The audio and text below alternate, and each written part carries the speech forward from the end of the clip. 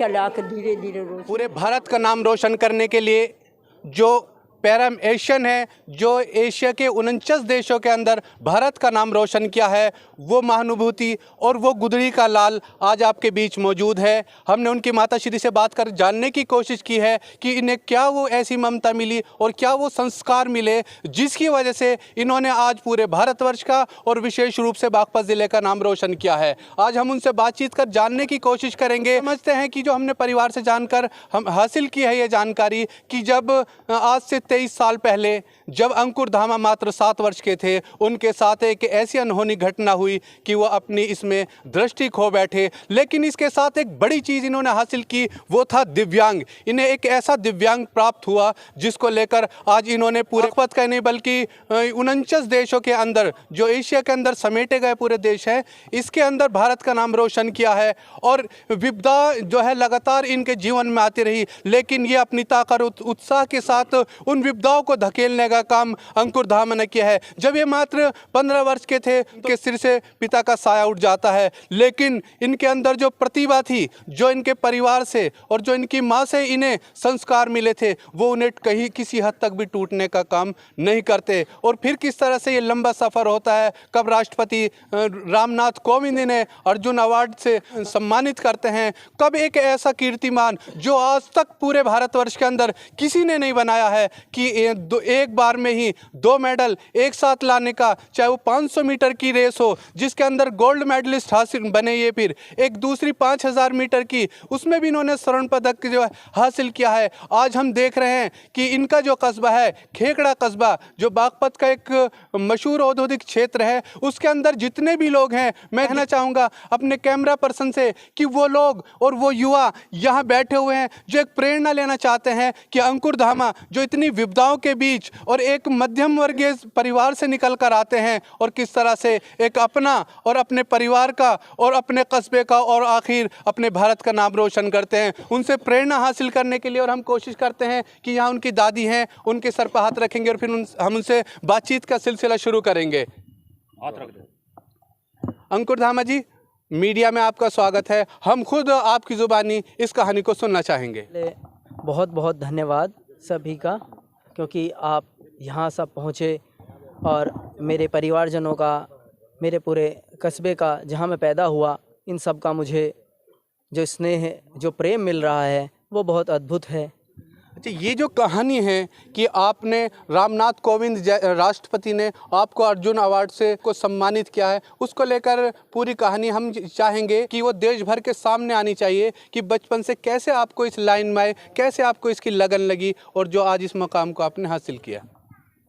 बचपन में जब आंखें चली गई थी, उसके बाद मैं पढ़ने के लिए स्कूल में चला गया था, JPM senior secondary school for the blind, जो कि दिल्ली में है। वहाँ पर मेरे कुछ दिव्यांग साथी खेलते थे, तो उनसे काफ़ी प्रेरणा मिली, तो मुझे भी लगता था कि मैं भी खेल सकता हूँ। फिर घर का माहौल भी थोड़ा स्पोर्टिंग था, स्पोर्ट्स में लोग थे, बड़े भाई वो अपने आप में अच्छा दौड़ते थे, देखो हमारा भतीजा भी अच्छा दौड़ता था उस समय, तो और हमारी बहनें भी अपना शारीरिक क्षमता में काफ़ी मजबूत थी, तो सभी के पास एक अद्भुत शक्ति थी मेरे पूरे परिवार में। हालांकि मैं उनमें सबसे दुबला, कमज़ोर, मरघिल्ला सा बच्चा हूँ, पर लेकिन उन लोगों का प्रेम मुझे ज़बरदस्त मिला और उनकी जो एक प्यार करने की अद्भुत क्षमता थी, जो मुझे हमेशा जीवित रखती थी और ताकत देती थी कि मैं कर सकता हूँ। क्योंकि उन्होंने कभी इस तरह का नहीं दिखाया कि नहीं हो पाएगा या कुछ, लेकिन जैसे मैं कुछ करने की कोशिश करता तो वो मेरा समर्थन करते और कहते हाँ हाँ, प्रसन्न होते। यानी कि मुझे लगता है कि ठीक है, मैं गलत करूँ या सही करूँ, मेरे घर वाले खुश हैं तो मैं करता। और स्कूल में मेरे जो टीचर्स हुए उन्होंने काफ़ी ध्यान दिया। मेरे सीनियर साथी, मेरे कोच डॉक्टर सत्यपाल सर, उन्होंने मेरे साथ 15 सालों से काम किया। अभी रिसेंटली भाटिया साहब, उन्होंने काफ़ी काम किया। मेरे जितने भी गाइड रहे हैं, जिन्होंने मुझे दौड़ाने में सहयोग किया है, चाहे अभी धर्मेंद्र हो, पुराने समय में विपिन कुमार और अंकित, जो कि खुद इस गाँव का निवासी था, और मेरे जो छोटे बड़े, अब काफ़ी मेरे भतीजे भी छोटे से अब बड़े हो चुके हैं, वो लोग मुझे यहाँ पर आके बहुत प्यार देते हैं। मैं बहुत कम समय के लिए पहुँच पाता हूँ अपनी व्यस्तताओं से, ट्रेनिंग के चलते, पर लेकिन यहाँ पे बहुत आनंदित हूँ।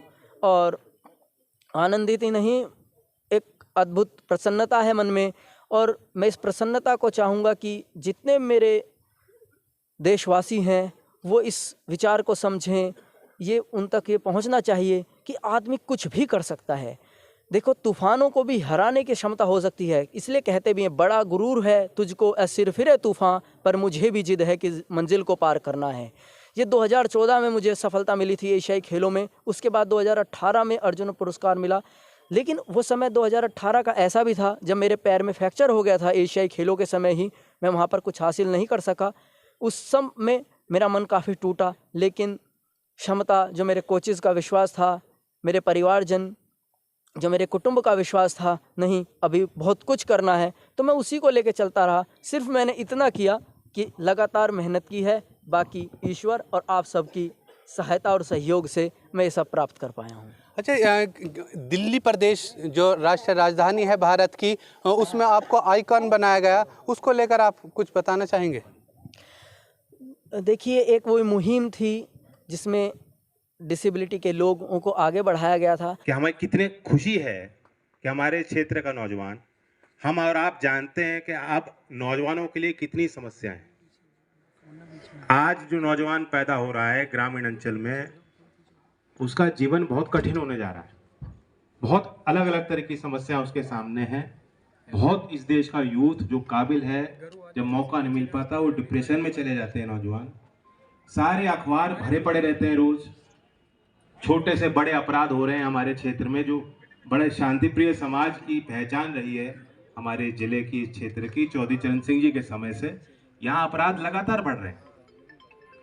यहाँ ड्रग्स का प्रचलन हो गया, नशे की तरफ नौजवान जा रहा है। ऐसे में एक हमें किरण मिल रही है उम्मीद की कि हमारे इसी वातावरण में भी हम लोग हारे नहीं हैं। हमारे लोगों में अभी भी जज्बा है, अभी भी फौलादी इरादा है। कठिन परिस्थितियों में भी अंकुर ने, मैं तो समझ भी नहीं सकता, मैं तो कल्पना भी नहीं कर सकता कि जब उसकी दृष्टि नहीं है, उसके बावजूद वो लड़का हारा नहीं। घर छोड़ करके दूर दूर तक जा रहा है, प्रतियोगिताओं में शामिल होने, विदेशों में जा रहा है। ये कोई साधारण बात नहीं है। वहीं दूसरी तरफ मैं देखता हूँ बहुत से नौजवान जिनके अंदर बहुत कुछ है, बहुत गुणवान व्यक्ति हैं, लेकिन वो शायद वो सपना नहीं देख पाते हो। तो बहुत जरूरी है सपना भी देखो और मेहनत भी करो। एक कवि ने कहा है कि जिनकी मजबूत इरादे बन जाए पहचान, उनकी मंजिलें आप ही हो जाए आसान। तो रास्ते तो अपने आप खुलते हैं। सबसे पहले सपना देखो, इरादा अपना मजबूत करो, निश्चय के साथ आगे बढ़ो। और बड़ी बात है कि अगर आप लोगों का सहयोग नहीं मिलता, परिवार की भी कुर्बानियां होती हैं, क्योंकि जब बच्चा कोई घर में होता है तो जो बड़े लोग होते हैं सोचते हैं इसको बचा के रखो, कहीं ठोकर खा जाएगा बाहर। हमारा समाज अभी उस तरह का नहीं है। हम के जो कमजोर हो जाते हैं उनको ठोकरें लगती हैं तो बहुत लोग सहयोग भी नहीं करते उनके। तो ऐसे वातावरण में घर के लोगों के लिए भी मुश्किल है कि ऐसे बालक को कहें नहीं तू जा। तो इनका भी हिम्मत वाला काम है। लोकदल का एक पूरा परिवार है, बचपन से मैं इस परिवार को देखता आ रहा हूँ और इस खुशी में मैं इनके शामिल हूँ। बधाई देता हूँ, उम्मीद करता हूँ कि इस तरह के और उपलब्धियाँ हमारे लिए, क्षेत्र के लिए, हमारा गौरव बढ़ाने के लिए और आपका मान सम्मान रखने के लिए अंकुर हासिल करेंगे। पूरा कमरा भर देंगे मेडल से, ट्रॉफी से, और उनको देखते देखते और भी तैयार हो जाए। मैं अभी यहाँ स्कूल में भी कार्यक्रम है, चौधरी साहब ने भी वहाँ निधि से निर्माण कराए थे और वहाँ कुछ मांग हुई थी। एक इंडोर स्टेडियम का निर्माण होने जा रहा है। मैं आपको बताना चाहता हूँ कि इस तरह के और काम होने बेहद जरूरी है। जब तक हर ग्राम पंचायत में बच्चों को खेल की सुविधा नहीं देंगे, और सरकारों को इस पे ये नहीं सोचना चाहिए कि इतना पैसा लग रहा है।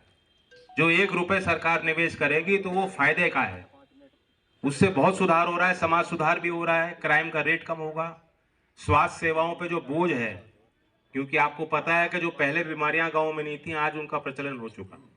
जो कभी हम लोग सोचते नहीं थे कि भाई शहरी हैं ये बीमारियां, गाँव के लोगों में जहाँ खान पान इतना ठीक है और मेहनत का जीवन है, वहां भी ऐसी बीमारियां चल रही। तो अगर खेल की पद्धति बन जाएगी, जीवन शैली में हम इसको बना लेंगे, खेल के प्रति रुचि बढ़ा लेंगे। ऐसा नहीं है कि सिर्फ मेडल जीतने के लिए खेला जाता है या सिर्फ जो सर्वोत्तम खिलाड़ी उन्हीं के लिए स्टेडियम बनता है, नहीं, सारे उम्र के लोग खेलते हैं। विकसित देशों में आप जाकर देखोगे पार्क भरे रहते हैं, लोग समय निकालते हैं कि हमें उसमें अपनी ऊर्जा लगानी है, क्योंकि मेंटली फिजिकली सब फिटनेस वहीं से आती है। तो सकारात्मक विचार आदमी के तभी बनते हैं जब वो उस तरह की गतिविधियों को मौका देता है। खेलने का मौका सब बच्चों को, बालकों को मिलना चाहिए और मेरा पूरा जोर इसी पे रहेगा। आज बागपत के जिले के जितने जितने हमारे मेडलिस्ट हैं सबके घर जाऊंगा, उनके घर वालों से मिलूंगा और मैं उनको कहूंगा कि तुम हमारे आदर्श हो। पूरा मुख्य धारा में समाज एकत्रित होकर जब ये कहेगा कि ये हमारे आदर्श हैं, तो कोई भी बालक, हमारा कोई नौजवान गलत रास्ते पे नहीं चलेगा, मुझे विश्वास है। मैं धन्यवाद देता हूं इस आयोजन के लिए। बहुत मौजूद लोग आए, सब लोग पुराने लोग दिख रहे हैं मुझे। धन्यवाद। जय हिंद। अंकुर धामा, आज हम उनकी मां से बात कर जानने की कोशिश करेंगे कि आखिर उन्होंने जो पूरी दुनिया के अंदर नाम किया है, पूरे भारत का और विशेष रूप से बागपत का नाम रोशन किया है, उसमें क्या कैसी प्रेरणा मिली, उन्हें कैसी ममता मिली कि उन्हें एक ऐसी ताकत मिली, वो अपनी आंखों की रोशनी खो बैठे, लेकिन आज उन्होंने पूरे क्षेत्र को गौरवान्वित महसूस किया है और एक ऐसा उजाला बखेरा है। उसको समझने के लिए आज हम उनकी माता श्री से बात कर जानने की कोशिश करेंगे। जी, आप अंकुर धामा की माता जी हैं, आपको इतनी प्रेरणा उस बच्चे को कहाँ से मिली, पूरी कहानी क्या कुछ थी, आप बताना चाहेंगी? बेटे, मैं उसके बारे में इतना ही बता सकती हूँ कि अंकुर धामा 7 साल के ब्लाइंड हो गए। फिर मैं उनको JPM स्कूल में पढ़ाने के लिए डाल दिया। बेटे, मैं अपने बेटे को प्यार नहीं दे सकी, मैं वो माँ हूँ। मैं उन लोगों का धन्यवाद अदा करती हूँ जिन्होंने मेरे बेटे को अच्छी गाइडेंस देकर मुझे आज गौरवान्वित किया है। बस बेटे, पूरा क्षेत्र आज इतना खुशी है कि आज हम उस माँ से बात कर रहे हैं जिसने वो गुदड़ी का लाल पैदा किया है। उसको आज उसकी माँ भी, उसके बाद भी ये कहते हैं कि मैं अपने वो नहीं दे सकी, लेकिन आपके संस्कार और आपकी प्रेरणा ने आज जो पूरे हिंदुस्तान का नाम रोशन किया, उसके लिए सिर्फ आप और आप ही बधाई के पात्र हैं। बेटे, मैं उन लोगों को बधाई देती हूँ आज भी अंतरात्मा से जिन्होंने गौरव धामा को अच्छी गाइडेंस देकर आज देश का रोशन किया है। मैं नहीं दे सकती, क्यों? गुरु गोविंद, उनके गुरु ने उनको कैसे तालियां पीट कर रेसर में अच्छे एथलीट बनाए। अच्छा, इनके आँख की जो दिक्कत हुई थी वो क्या कुछ कहानी है, उसे जानना चाहिए। हाँ बेटे, वो 7 साल के थे, अंदर की बीमारी होती है आँखों से, वे आँखों से रोशनी खो बैठे। हमारी ऐसी ही दिलचस्प वीडियो को देखने के लिए हमारे चैनल सहारा न्यूज़ 24 को सब्सक्राइब करें, लाइक करें, शेयर करें।